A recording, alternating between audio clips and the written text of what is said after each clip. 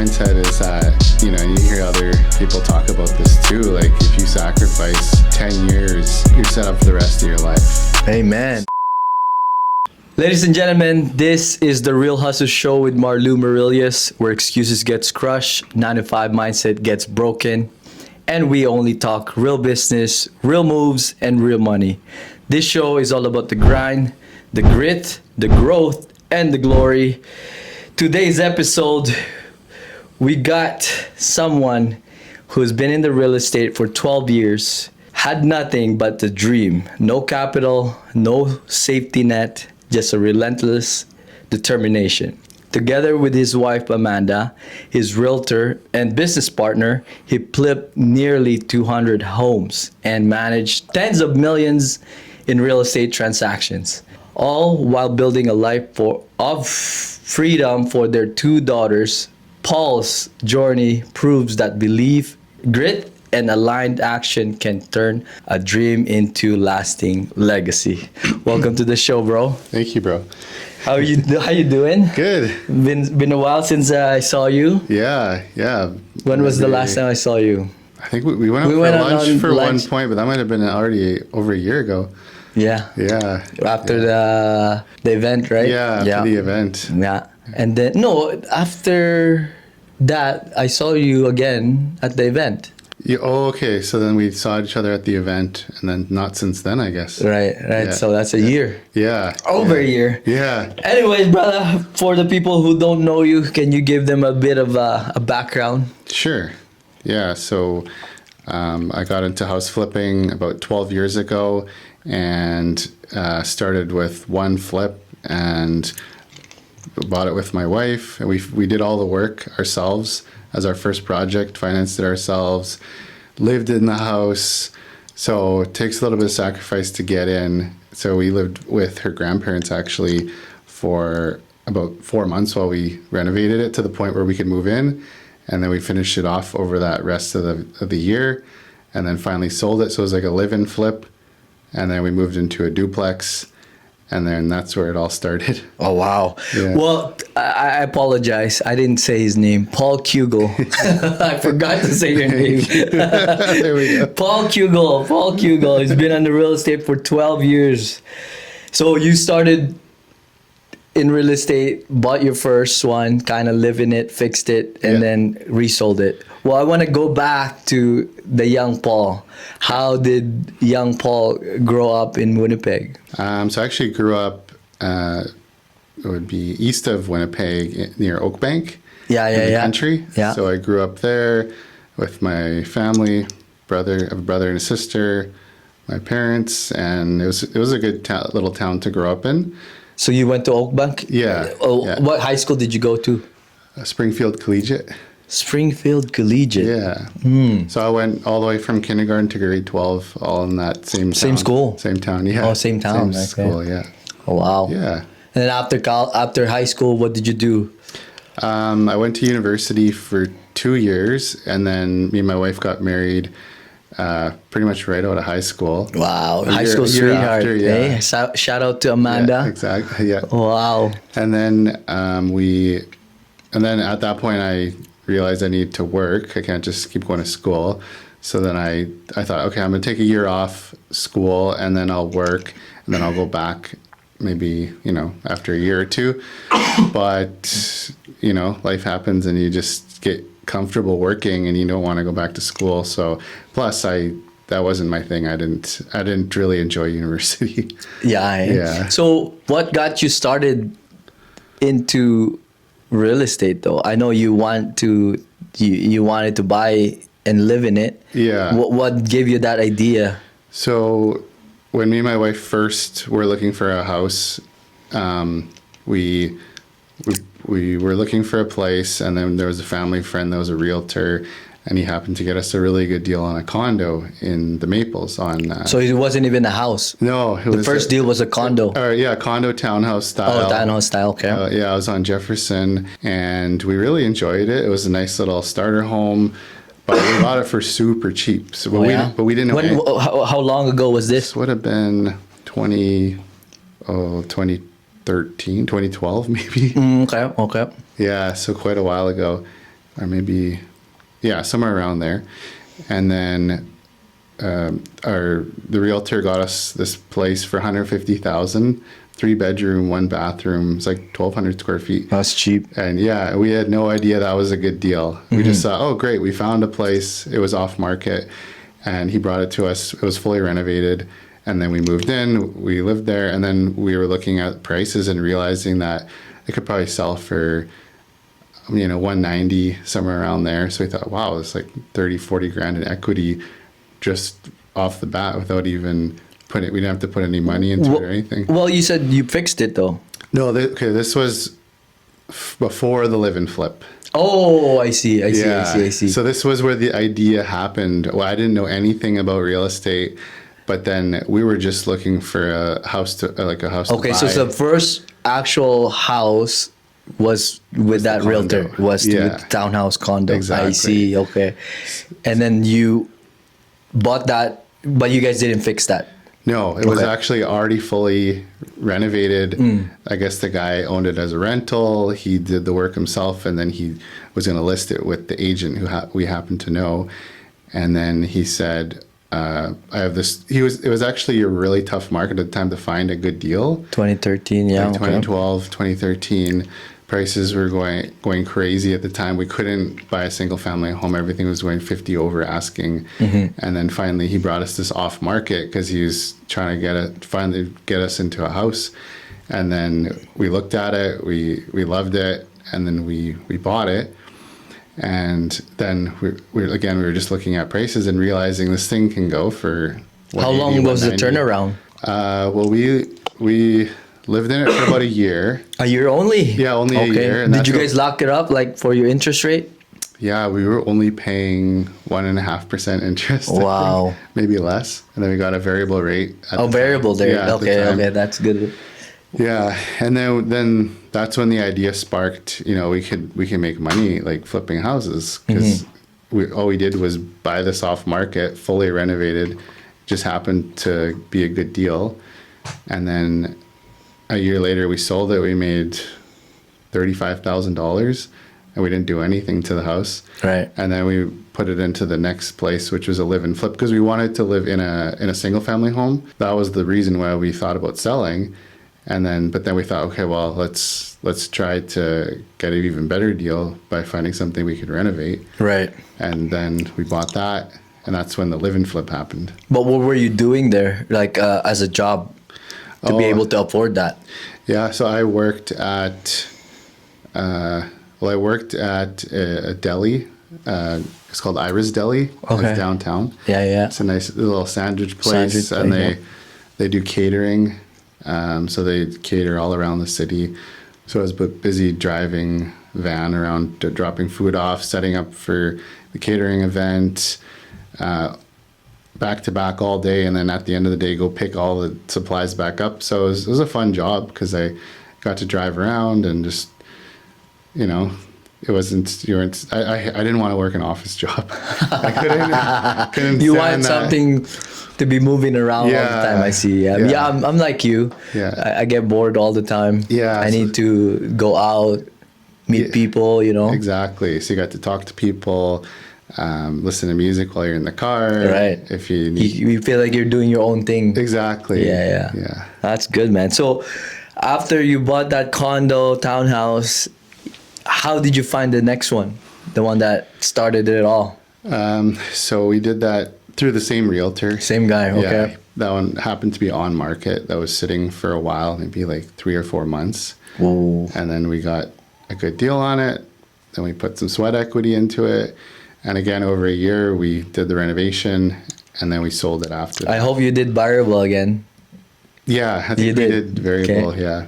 I And- think at the time there was no reason to ever do fixed. No way. I guess back then I wasn't Yeah. even involved in real estate. I was still drinking every weekend that time. Oh, yeah. Yeah. Oh wow. So how much did you buy that first house? We got it for about $230, but we didn't know anything about real estate. now looking back, I should have bought that for probably 180. But did you make money after? That one, we actually just broke even on that one. Okay. And how long, again, a year, right? You mentioned a year. Year renovation, lots of headaches, lots of stress, living with family because you can't, at the beginning, you're doing demo, you're ripping cabinets out, you're doing new electrical, plumbing.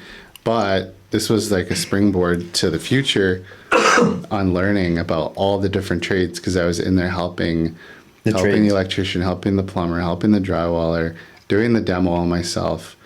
Oh, wow. So that's how I learned every single step of the whole renovation. So even though I didn't necessarily make money on that one, I still learned something. The knowledge was there. Yeah. But here's what I'm trying to understand. When you grew up, did you had a business background?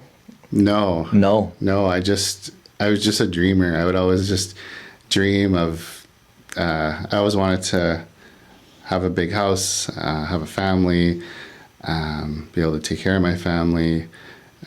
My parents did very well for themselves, so I seen that modeled, I guess, in that way. So my dad, he's a doctor. Your dad? Oh, wow. Okay. Yeah, so I seen him hustle, work hard, be very strict with his scheduling and all. I didn't know your dad is a doctor. Yeah. Oh, wow. He's a family doctor. He also worked emergency. He worked at Concordia Hospital. So you weren't as, I would say, broke as me when you started. When you were growing up, you kind of have like a middle class background then, eh? Yeah, I was lucky to learn by seeing, and also he did teach us a lot. Just just driving in the car, he'd give us little lessons of business, and then my mom always, any dream we had, she'd always say, yes, you could do that. So that was where I got my dreaming from. Letting you trying to dream, but you have to take action for yourself. Like with the courage and the belief in myself. So I got a little bit from each parent. That's awesome, man. How important is that growing up? I think it's very important. I think to have a solid family, but even if you don't, you could still make it. Of course, right? Anybody can. Yeah. Because I don't want to be too personal or whatnot, but like you're a Aboriginal person. Yeah. Right. Your background is Aboriginal, and there's, I'm not racist or anything, but there's a lot of Aboriginal that aren't as like you are, right? They're not in the position of making a lot of money. Their mindset is different. And I guess the way they grew up is different from how you grew up, right? Yes. So I am very fortunate, very lucky to have grown up where I grew up and how I grew up. My mom is Indigenous and my dad is German. I see. So you're half. Yeah. You're half German. Okay. Yeah. See, I'm trying to find it out right now. Found out right now. Cool. Yeah. Awesome, bro. Yeah. Okay. Yeah. So my dad, like my grandma and that side of the family did immigrate from Germany. And your dad was born here? Yeah, my dad was born here. But the interesting thing is that they only spoke German until they went to kindergarten. So both my parents actually, their first language isn't English. Yeah. So then my mom, she spoke Cree until she went to school, and then she learned English. Just like my son, they understand Tagalog. Oh, okay. But the other the two youngest, can't speak it anymore. But the eldest, Elijah, still can. Yeah. Oh, wow. But yeah, I mean, going back to having your parents mold you to the way you are right now is very important. Yeah. Right? Because the community that you are in is way different from other people. It's true. Because I've seen a lot of people who have parents, but their parents are not even there for them, right? So that is important. Yeah. Because even my dad, he's a single guy raising us, 3 of us. Okay. And no excuse, right? How do I say this? Anyway, when you think back to the moment when you started absolutely with nothing, no capital, no safety net, what was that belief that kept you moving, and when logic said you shouldn't? I think that just that belief in myself that even if you put in seeing that if you put in the hard work through my parents that you can succeed, that really helped. And also I think sports plays a big role in that too, because I played hockey through my whole childhood, and I was a goalie as well. So, you know, the harder you work, the better results you got, and the further you get as well. So I think sports was so big for me.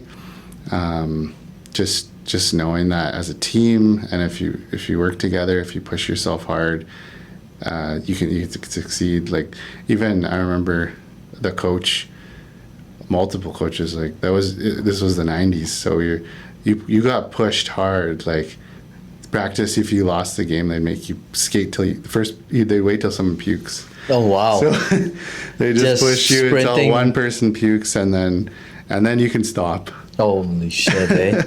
That's a grind, man. Holy. Yeah, like even you like when you're in the middle of the intermission, you're sitting in the dressing room, coach comes in, picks up the garbage can, throws it against the wall, breaks a stick over like the bench, just to show that you guys are doing bad. Yeah, exactly. He's frustrated. Oh wow. What year were you born? 1987. 87. Yeah. Okay, so you're 87, 3 years older than me. Okay. Gotcha. Okay. 1987. So you're 90. No, you're 5 years. Okay. 6 years. 1991. Oh, okay. 6 years, yeah? A year 1991? Yeah. So 4 years. 4 years. Okay. Yeah. Yeah. Oh wow. Okay. So going back to that house that you fixed with Amanda and then sold it, the second deal. What did you do after that? Because you said you guys broke even, but you learned so much about that house. So we thought, okay, well, we didn't make any money on it. Let's maybe try to get into rentals. So we bought a duplex in Elmwood. That was our next place. And then we lived in half, and then we rented out the other half. And that, you got your mortgage covered, still working jobs. So that was a good result. And the dream was always to have, enough passive income to not have to work. Right. So we've continued that over the next few years. We bought another duplex in the West End, and we moved into half. We rented the other half out. We kept the other duplex, and then we built another house. Or we built the house with an income suite, and then we moved into that. So by that time we had a few rentals, and then we also had a couple other rentals with business partners. So I think at one point we had about 4 duplexes, and then our suite in the basement. So that's what you called house hacking, guys. Yeah, exactly. Can you tell them because there's a lot of people that I don't want to live in a duplex because of my privacy. Right. There's a lot of people that don't want to do the house hacking just because of their privacy. I think like my mindset is that you hear other people talk about this too. Like, if you sacrifice 10 years, you're set up for the rest of your life. Amen. So kind of that mindset is, even if we had not that much privacy, even the kids, they had to sacrifice their noise levels too. They can't jump around, go crazy. There's tenants on the other side. We also tried to, you can be mindful of choosing tenants that suit your lifestyle, people that are okay with kids. So that was one of the main things. We wanted to pick our tenant. We didn't want to inherit a tenant. So we only really looked at vacant duplexes, or you can ask for vacant. You can ask for it to be vacant when you move in. You move in, yeah. But that's the thing, is like, you have to be willing to sacrifice. Right. Eat your ego for now, because if you want to really have the life that you want, especially if you want to own real estate, when you're getting started, I think that big of it is a big sacrifice, right? Yeah, it's true. even me, before we moved into this house, we were at my parents' house, and my wife was like, "Oh, we've been buying houses, Oh, yada yeah. yada yada. Yeah. How come we haven't moved?" And my sister moved into one of the unit, Oh, right? yeah. And as you can see, it was connected, right? Yeah. So my sister was like, she was begging, or she was talking to my wife and saying, "You guys should move here. I don't want to Oh, yeah. live with another person that I don't know." Yeah. So we ended up moving, Nice. but obviously I had to sacrifice, her space. She had to sacrifice her space for Yeah. us to kind of live the lifestyle that we want, right? And Yeah. that's very important, because there are people that they don't like that idea. Yeah, I know. But guess what? They're still working. It's true. And then it's the kids lived through all that too. So the kids were born even in the very first duplex.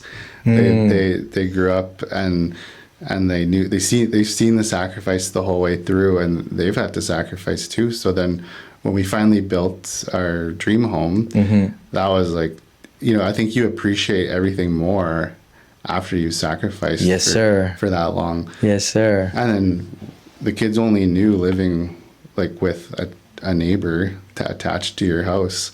It's fun too. I think it's fun. Yeah. Because you get to meet other person, and then sometimes even our tenant here, Yeah. during holidays we give them food. Yeah. They give us food. You know what I mean? You interact with them. Yeah. So it's a sacrifice, but you also make the best of it. Right, and also you kind of make them become a family member. Yeah, exactly. Every summer here, we do barbecue. Oh, nice. Yeah, so it's like, as you can see, it's all fenced out, right? Yeah. So it looks like a big compound now. Yeah. Because it's nice and private. Yeah, now before it was open. Oh, yeah. Everybody was going cutting from this yard all the way to the other side. So okay. So it sounds like your parents also did not give you everything you wanted as a child, or did they? I think they did spoil us, but they also instilled massive discipline. So, for example, my dad, he loved we liked to travel. We had that privilege to travel, but we didn't just travel and just go on a relaxing vacation. We hiked the mountains. We got up at 7:30 a.m. We one of our trips, we went to Europe, and we did a pilgrimage through the mountains, through the Alps. What is that? So it's like a religious walk Oh, through I the see. Alps. Okay. It's supposed to be like a sacrifice to God. So you're sacrificing your sleep, your food. You're only drinking water on the whole hike. You're hiking for 10 to 12 hours a day. We did that when we were 10 and 12. Might be 8, 10, and 12. My siblings. And you're pushing yourself to the extreme. I'd like to do that with my kids. Yeah. So like and you gotta push yourself. There's no way, you're not turning back. It's the same distance to go back as it is to go forward. So if you kind of think about that as in business too. It's like, wow, I made it this far. Why would I turn back? I can just keep going, it shows you that you can, if you push yourself, even in that aspect, traveling, if you push yourself, you'll get to the end. That's right. How did you start collaborating with other people in the real estate? So I just knew that I wanted to expand my business. You can't do everything yourself, so you need to take on partners. So I started going to networking groups in the city here. They have a handful, and I always would just network with as many people as I could. I had a spreadsheet of everybody that I met. You got to keep, because if you're meeting a lot of people, you got to keep track, right? So their name, what they, your name, what you talked about. Oh, really? Yeah. So you had you had all of that. How much capital you think they have, what they do for a living, all that kind of stuff. And then when you're ready to raise money, you can go through that list, and you have a whole database of people that you think that you can partner with. When you did all of these, you weren't getting a coach by somebody or getting mentored by somebody. No, I never paid for coaching, but as many free programs are out there, as many people I could talk to, I would just soak that up. I would read books. I would any business book, real estate book that I could get a hold of. It's kind of funny, but when I first started, you know, they didn't have ChatGPT. They didn't have all AI. They didn't have all this kind of stuff. So, you know, I went to the library and I got books from the library. On my break at my work, I would just be sitting there by myself, eating my lunch, studying. Everybody be all just chatting at the other table. Of course, I liked them and I would have loved to sit with them, but I knew I had this goal and I had to sacrifice. Another sacrifice. Yeah, another there sacrifice. You're studying, you're reading, you're learning, listening to podcasts, reading the newspaper, researching, making calls, all that kind of stuff. Oh, wow. So what made you think that you needed that mindset or knowledge? I don't know. It just seems to come naturally to me. Really, eh? Yeah, like I have that drive in me that I want to push. I feel like I would rather try and I'd rather push myself. I'd rather sacrifice than and not make it than not even try. Bro, every guest that sat down on that chair, Yeah. they always talked about, I was reading this, I wasn't Oh yeah. I wasn't what do you call that, mingling with their coworker. Yeah. And also me, I told one of the guests that when I was reading my first OPM, other people's money, there was a guy at work told me that he walked by and said, "Hey, what are you reading?" I said, "It's about real estate." He's like, "Oh, are you sure?" He's like, "You're never gonna make money off real estate." I'm like, "Really? Yeah. Watch me."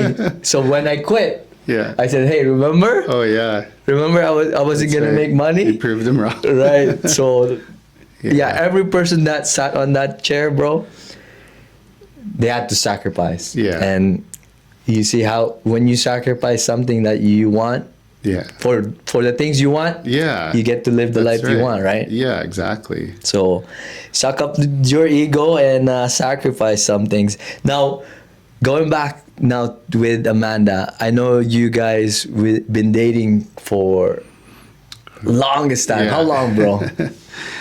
So we got married in... When did you guys started dating? I want to know. So it's kind of funny because we knew each other in high school, but we didn't. And then when I asked her to go to grad with me to high school, and she said yes, but we weren't even dating at that point. Okay. That's okay. Yeah, but then we told each other later we actually liked each other. We were too shy to ask each other out. Oh, there you go. And then after high school, I wanted to ask her on a date, but I had lost my license for speeding. Okay. So I lost my license. You're a badass then. Back then. So I lost it for 6 months, and I'm like, I can't ask her on a date if I don't have my license. I can't pick her up in my car. So just so stupid. So then I waited till I got my license back, and then I texted her again. I didn't talk to her for... Bro, you waited 6 months? Yeah. What if she found somebody else? I know, and then I was just hoping that she did it. Oh my God. Okay. Yeah, and then I texted her, and then I said, did you want to go for a coffee or something?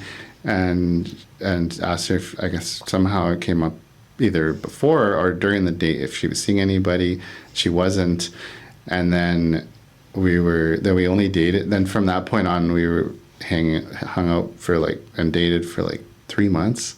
And then I asked her to marry me. No after 3 months. way. That's crazy. And you knew it was her, eh? Yeah. And then she said yes. And then we got married 8 months How would you know though, that quick?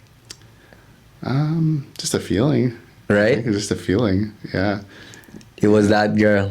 Yeah. That's awesome, bro. That was what, 2011? No, it'd be sooner than that. I think 2007. 2007. Yeah. Holy, that's 18 years. Yeah. Wow. Yeah, a long time. Wow. And then we have 2 kids. How do you 10 how 10 do and you 12. how do you keep the spark alive though for that long? Turning into dating podcast. No. That's a good question. But like, cause how what do you? Cause what I was trying to say. How important is it to have a partner like that? Oh yeah, it's very important because the thing, like, we talk about everything every day. I think to answer your question about the spark, I think it's keep talking, keep communicating, and enjoy hanging out with each other. I think that was one of the things that we really we enjoyed at the beginning, is that we could talk to each other, and like we could sit there and talk for hours, and even now we could talk for hours, and it's not hard, or it's not boring. It doesn't get boring. So you just can go back and forth and come up with something fun to say. And we talk about business a lot. I think we both find business very interesting, and success, and so we can talk about that for hours. Yeah. Okay. Yeah. That's what I'm saying. Because having that partner in life is very crucial. Yeah. Because either it breaks you or Right. it keeps pushing you forward, right? Yeah. So definitely she pushes me forward. There you go. Yeah. From the beginning. That's why I wanted to get into Okay. Amanda, because Yes. our partner is very much important because of our success, Yeah. right? Yeah. Like, I remember even when I first started flipping houses, I thought, even little things like I was scared to post online, or I was scared to make private ads to find house leads. And she would just say, just post it already. And then I would say, oh, I'm so nervous to do it. And she said, just do it now. Oh, wow. So like that kind of thing, and pushed me to do it. And then every step of the way, she always pushes me to keep reaching and get Shout to the out next to level. Amanda. There you go. What was the very first uncomfortable decision you and Amanda had to make together that truly shift the direction of your real estate journey? I think that it would be when we both first quit our jobs to go full time into real estate. That was a tough decision, because I thought that I would just keep working and keep doing real estate at the same time. But when we moved into our house, a house previous to one we're in now, it was on the other side of the city, and to come downtown, it's hour. If I had to take the bus, it'd be an hour one way, hour back.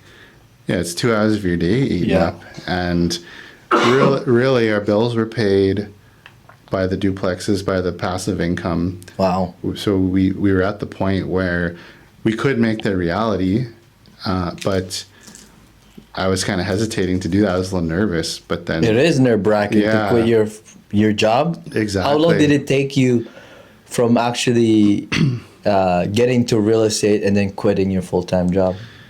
So that would have been probably 4 years. I would 4 say. years. So you did both for 4 years. But the thing is, before that, I was still trying different businesses 4 years before that. So I was trying courier business. So I was trying that, get into that full time. And I was doing deliveries for other courier companies as well, and then trying to move into my own. It didn't work out. Just different ideas that didn't pan out, and then eventually into real estate, and then eventually was able to quit our job. But I like that. I really like the story of Alexander the Great, where they're going into battle against the Persians, and he burns the boats because he's saying to his guys, if you don't win, you're gonna die, because there's no way to go back. So I feel like that's what we did there. We Burn the boats. burn the boats.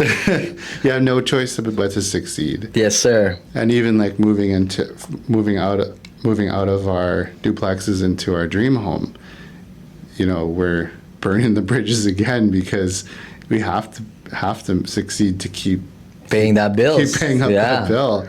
But I find that lights a fire under me. Burning the bridges really pushes me to the next level. It does. Yeah. Yeah. It is scary when I quit as well. I did, I would say 3 years and so before I quit. But I took a year off because of my kid. When April gave birth, I took the parental leave. So after the parental leave, I didn't see myself going back. So I told April, I think this is it. Yeah. We're going, like what you said, Alexander. Who was it? Alexander the Great. Alexander the Great. Burn the boats, man. Yeah. Next question here. When were you when you were flipping those early houses, was there a moment you felt like walking away, and what stopped you? I would say the moment that I felt like quitting was when I didn't make any money on that first flip. I felt like, is this really what it's cracked up to be? Will it actually work? But we had our kids, so I think that's really the driving factor behind not giving up. Is I want to make a life for the kids. I want to be able to spend as much time as I can with them. I want to spoil them. I want to show them what's possible. So that's for sure what the driving factor is at that point. Yeah. And then after that, you made money every single flip, or what? No, it's like in any, I guess, like a retail business.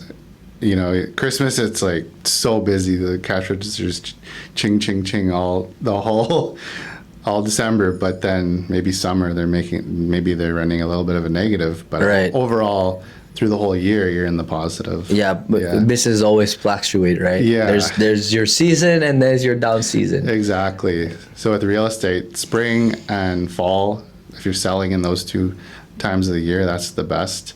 But then summer's not. Fall would be what, September? Say September to end of November is still good. Still strong market. Yeah, I would say maybe if you say October, November is good, then maybe not so much December, January. Then February to April is really good.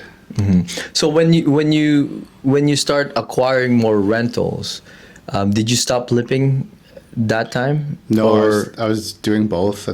I was still doing flips while I was acquiring the rentals. And where were you getting the money? So that's through networking. Finding investors through networking. Just going there and trying to introduce yourself. Well, at the beginning, introducing myself and just basically pitching every single person I talked to until one stuck. Really? But at the beginning, I was paying 50-50 splits plus paying their interest on their loan. So really, it was probably maybe 60-40 yes. in their favor. Yeah, because if you're playing their interest, 100%, 60-40. Yeah, exactly. And then eventually you slowly can command more. Yeah, you kind of pick which one you wanna take the money off this guy, take the money off that guy, or I don't want your money anymore. Exactly. So as you go, you find different partners and you find better rates, and then you can kind of just keep exploring new options as you go. Wow. What? Another question here. Managing tens of millions in transaction can break people, right? What mindset or habit kept you grounded through those chaos? I just enjoy money, so it doesn't scare me. Like I like how Robert Kiyosaki says it's just an idea or it's an idea backed by confidence. That's all that money is. So if I'm confident in it, then it'll work out. Right. Because every great deal, money will always come, right? Exactly. Yeah. So I remember first transitioning from doing 50-50 splits to just doing straight interest to an investor. I got the deal under contract, and I heard other investors talking about this before. That's where I got the idea, is that you just put the possession as far as you can ahead of time, and you just get under contract, you put your deposit down, even though there's no conditions. Oh wow! So you're burning the bridge, you're burning the boats, and you have to find money before possession. Otherwise, you're losing your deposit. They could sue you for not closing. But again, I went back to that list and made the calls, made the texts, found the leads and just kept tracking down the leads. And finally, I found a guy who would loan me the money. It was like 10.5% interest, lend me the renovations and the purchase. That's cheap. Yeah. So then I've been working with that guy for probably 150 deals now. Wow. Yeah. Okay. I need him. Yeah. So that was the first deal was hard because the first time I texted him, no response. Texted him again, no response. Called, no response. And finally, I just kept hounding him, and he finally responded. Perseverance, huh? Yeah, he finally responded, and he says, "Oh, I'm on vacation right now. Call me when I get back." And then I followed up, and then he said, "Okay, sounds good. Let's do it. I'll try you on one." And then that worked out, and then we just kept working together since then. Since then, how long ago when did you guys start working? That's been at least 10 years now. Wow. Yeah. So he's been like the biggest guy out of your network. Sure. Oh, I see. Sure. Wow. Yeah. 10 years, man. He made a lot of money with you then. Yeah. You made a lot of money off his money. Yeah, so it's a win-win for both of us. What would you advise people if they want to start in real estate? I would just say to absorb as much knowledge as you can, like networking with people, listening to podcasts, reading books, research, all that kind of stuff. But, once you hit even 60% of the knowledge you think that you have, you just got to go for it. Because I think you learn the other 40% while you're doing it. Yeah. Because knowledge is power if you apply it. Yeah, right? Exactly. Knowledge is never a power if you just have it and never take action, right? Exactly. But there's so many things that you learn while you're actually doing it that you would never know unless you try. Mm-hmm. So going back to Amanda, how did you and Amanda kept your partnership strong while juggling deals, stress, and parenting 2 kids? I think just both having set roles, I guess. She is a very big part of the business too. I'm the one going out and managing all the trades and finding the deals and negotiating the deals, raising the money. But she's a big decision maker. Oh, really? So she helps. I'll come back with different ideas, 3 different ideas of this, 3 different ideas of that, and she'll just narrow it down to the best choice. Wow. And so she's kind of like the backbone of the business, really. That's good, man. Does she also pick what you would put on your flips? Yeah, so that's another thing too. Is we've kind of narrowed it down to a set design now. We just rinse and repeat, but she's been a big help in that too. Just picking the colors, picking the designs. So you guys kind of build your own system. Yeah. Well, at the beginning, you see the flipping shows, you think, oh, you should be putting quartz countertops. You need tile tub surrounds. You need high-end laminate. But you don't need that. Right? Nobody pays extra for that. So now we've learned to you could still pick really nice looking stuff, but it doesn't matter if it costs, say for flooring, $1.30 a square foot compared to $4 or $5 a square foot. It looks the same, feels the same, but you're saving on the lot of costs. Yeah. Wow. So that's one big thing we learned too, just by trial and error, is that you can, even like plastic tub surrounds, as long as it looks clean, it's new, people appreciate that. Have you guys lost on any of your deals? Yeah, that's. What's the biggest one you've lost? I would say maybe 20,000. That's it. Yeah. Wow. Yeah. How long ago was this? It probably happens at least once a year. I see. Out of 1 year, how many do you guys flip? We're doing 10 to 12 flips a year. So once every month. Yeah. So then at that point, you're gonna have a loser. Of course. Yeah. Yeah. Like what I told the other guy who was here the other day. If you're doing 10 flips and 8 out of those flips made you 50, 80, 60, 40, or 20, and then you lost let's say 20 or 10K out of those two, Exactly. the average, you're still on the positive Yeah, side, right? exactly. And then there'll be maybe 2 that are break even. So that's then right. you're at, 3 are just, they didn't Because produce. it's gonna come either way or Yeah. somehow, Yeah. right? Because you never know. You never know. Exactly. And then there's some you make, like some of like the record flips that we've done are Yeah, tell me about that. 100,000. 100,000 Yeah. in one flip. So what in one flip we did a flip in River Heights last spring, and we ended up making 100,000 on that one. Wow. How long for what's the turnaround? Turnaround like 3 months. 3 months. Yeah. Wow. Would So you believe me if I told you I almost made also 6-figure on a flip in the Norte? Oh wow. Yeah. That's pretty good. Awesome. Yeah, bro. Wow. You know that blue house that I was posting Yeah. this year? Oh yeah. Yeah, Oh, that wow. one, bro. That's awesome. You would never think that. Never. You must have got it dirt cheap. I did got it for Yeah. 125. I Okay. spent about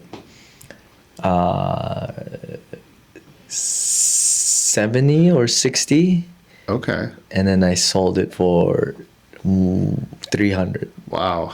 That's good. Yeah, bro. Yeah. Yeah. That's crazy. Yeah. Yeah. And that was a private lead, I guess you got too. Yeah. Nice. Yeah, but I was working with the seller for like a year and a half. Okay. Because I got it. The story was on that deal was I got that lead 2023. I think 2023 or summer 2022, 2024, somewhere there. And then she signed the first day we met. Oh, okay. She's Wow. like, I need to move on. My husband passed away. The house is filthy, right?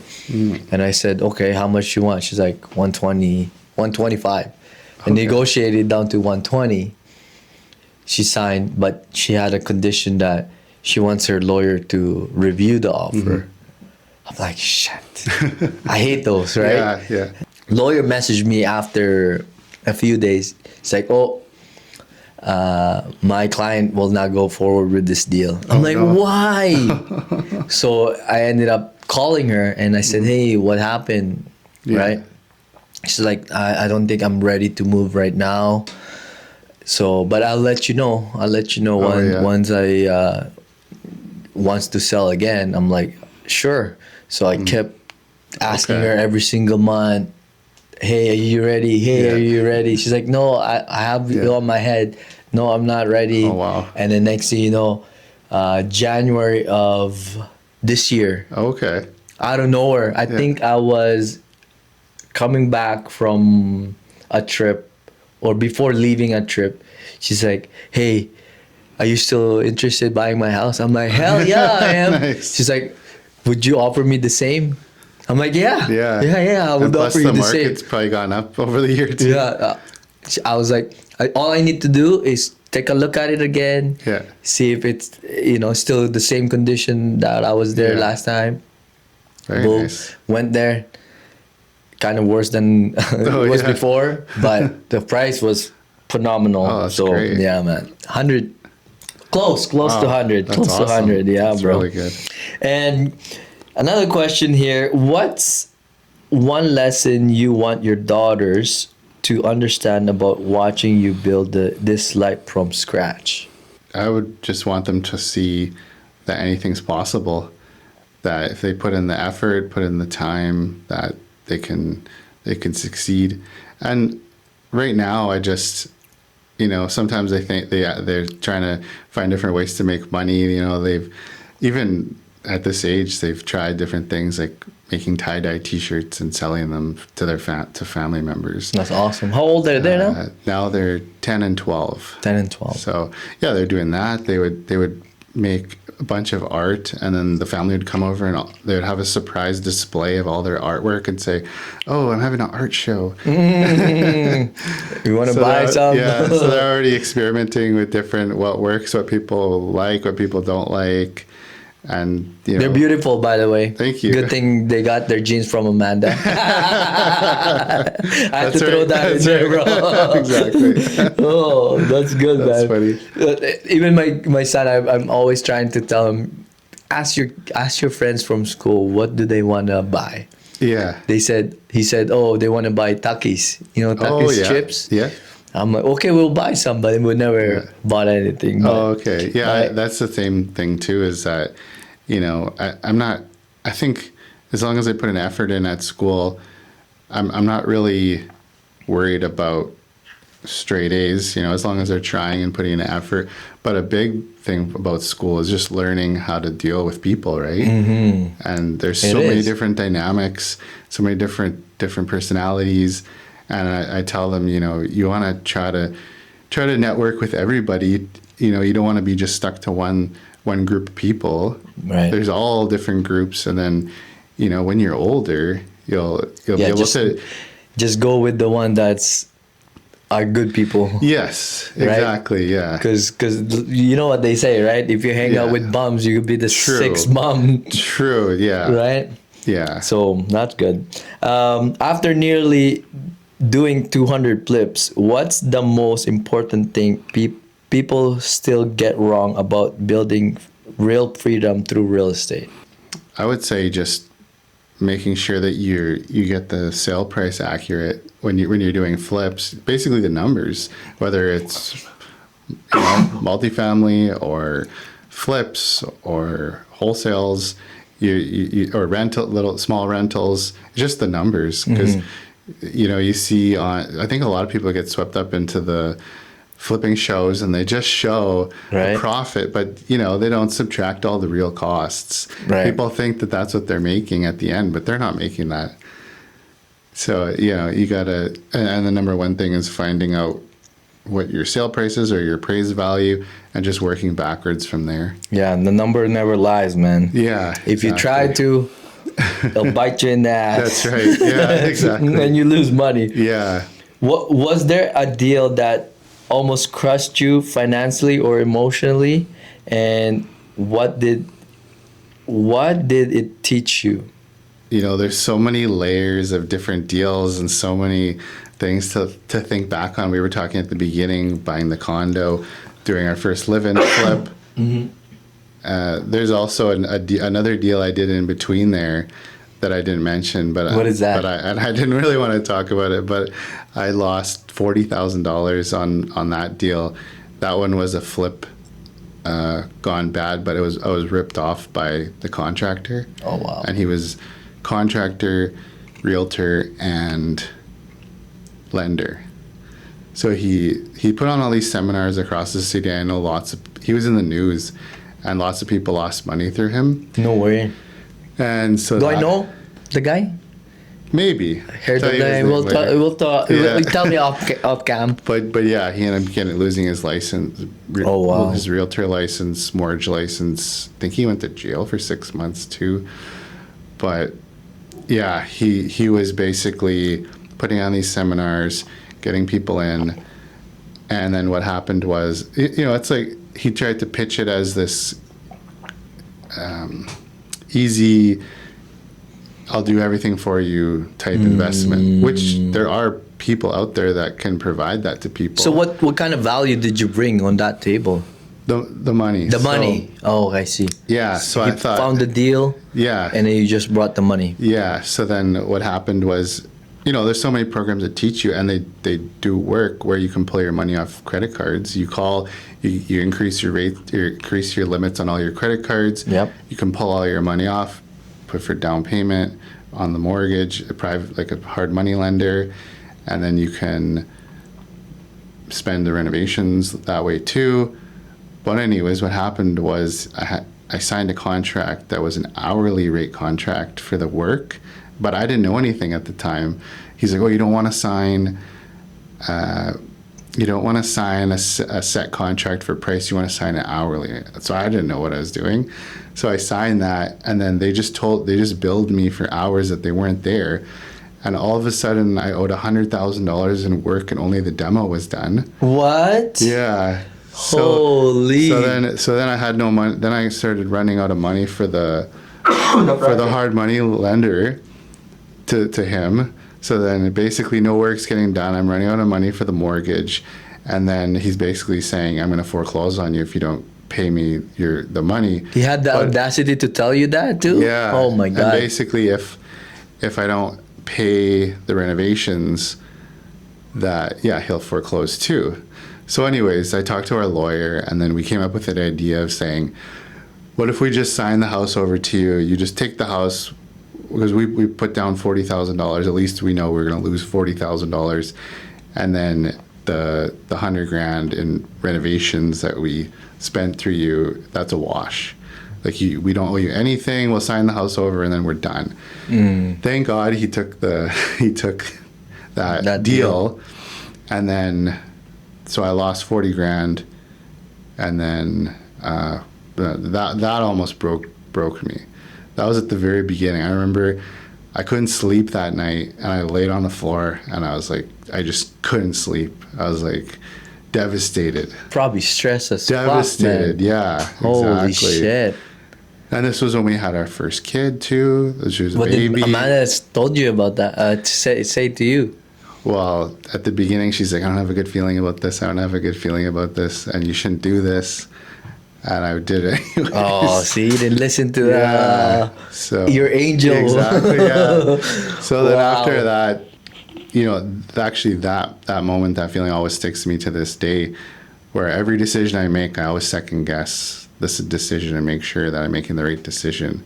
So you have to always ask her. Yeah, and that too. The wife is always right. Yeah, exactly. So yeah, wow, we that's crazy, paid man. those credit cards off. How did you pay the hard money loan? That was from we pulled. I think it was we borrowed the renovations and the purchase with $40,000 down from my credit cards, and then so that's how we bought all that stuff. That's how we got into the deal. I see. Yeah. Wow. That's crazy, Yeah. man. I'd like to know that guy's name. Well, Yeah. I'm great. I'm glad he's not in the business anymore. Exactly. Yeah. Wow. Now that you built a legacy most people only dream about, what's the next mountain you're aiming to climb? The next mountain, I want to get into multifamily. So I'm working on getting into new construction multifamily. So I'm looking to raise money from more investors now. And so we're having conversations with different people, with a few leads that we're working on. But that would be, I think we're going to, 2026, we'll definitely get something working on. Yeah. Yeah. Bro, I always ask my guests, what is most important, mindset or hard work? That's a good question. I think it's both, but if you had to pick one, I think hard work, but how do you do the hard work without the mindset? I think they go hand in hand, really. They do. Yeah. They do. Yeah. So for you, it's more important to have the hard work first and then the mindset? I would say, okay, if you had to, in that order, I think mindset comes first, for sure. Mm-hmm. And then from there, you have to have the hard work. You have to put in the hard work. But the mindset, you get the idea, you learn, and you figure out the path you want to take. And nowadays, how do you stay motivated? I always make a vision board every year. So, yeah. So what I do is I'll put on there everything that I want out of life. So every year it keeps changing. I had the house that we're in right now on that vision board. I had certain cars on the vision board.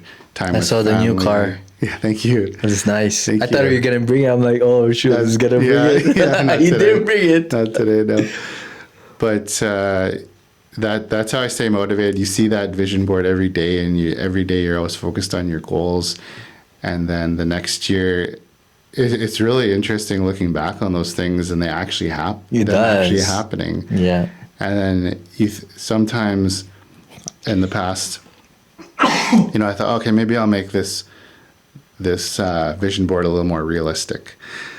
But then I still keep hitting those goals.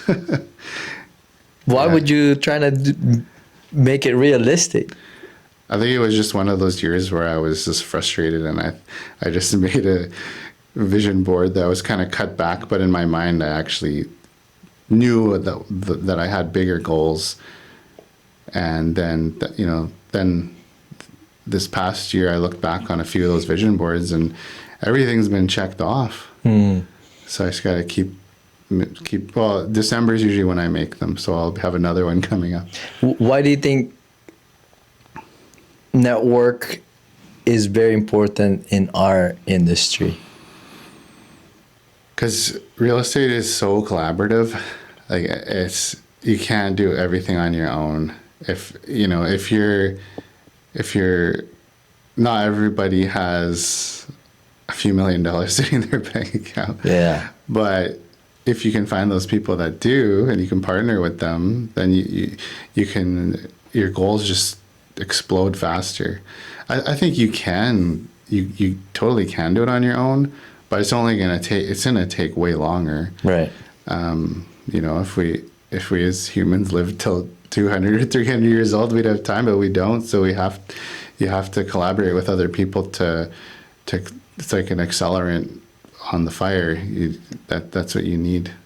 If you were to go back in time, would you do it all over again, the way you did it, or how would you change it? Well, I think hindsight's always 20/20. So you look back and you know what you could have done differently. You know how you could have made this decision better, that decision better, but either way, you'll get to that destination. I think.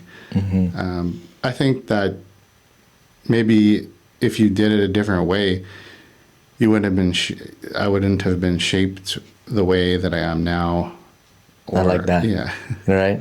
Yeah. Because all the struggle that you went through wouldn't be where you are today because of those, right? Exactly. Like they say that the diamonds are made under pressure, right? So. Love it. Love that, bro. Lastly, what would you advise the people that are getting started? Yeah, I would just say going out to networking groups, that would be number one if you had to decide what to do, because everything you want to know is out there. You just have to go find it. And people that are out networking, they always have different ideas of what they're working on, and different tips and different knowledge, and you can just pick all this out of people's brains and make a different path, or make a plan out of that. Lastly, brother, how can the Hustle Squad help you? Plug it away. How can the Hustle Squad help me? Yeah, the audience. Oh, I call them Hustle Squad. Oh, okay, sounds good. Yeah, we're looking to get into multifamily over the next year here. So we're looking for investors, and we're going to be paying about anywhere from 15 to 20% returns. And if anybody knows anybody that has funds that want to get into multifamily, we'll give referral fees for that as well. Awesome, bro. So we're gonna tag Paul's IG on the description. Okay. Don't forget to follow him. Stay connected with Paul, and if you guys found any value to this show, don't forget to subscribe, share it with your friends, with your family. Stay grinding, stay winning, and we'll see you on the next episode. Peace. Thanks, bro. Thank you.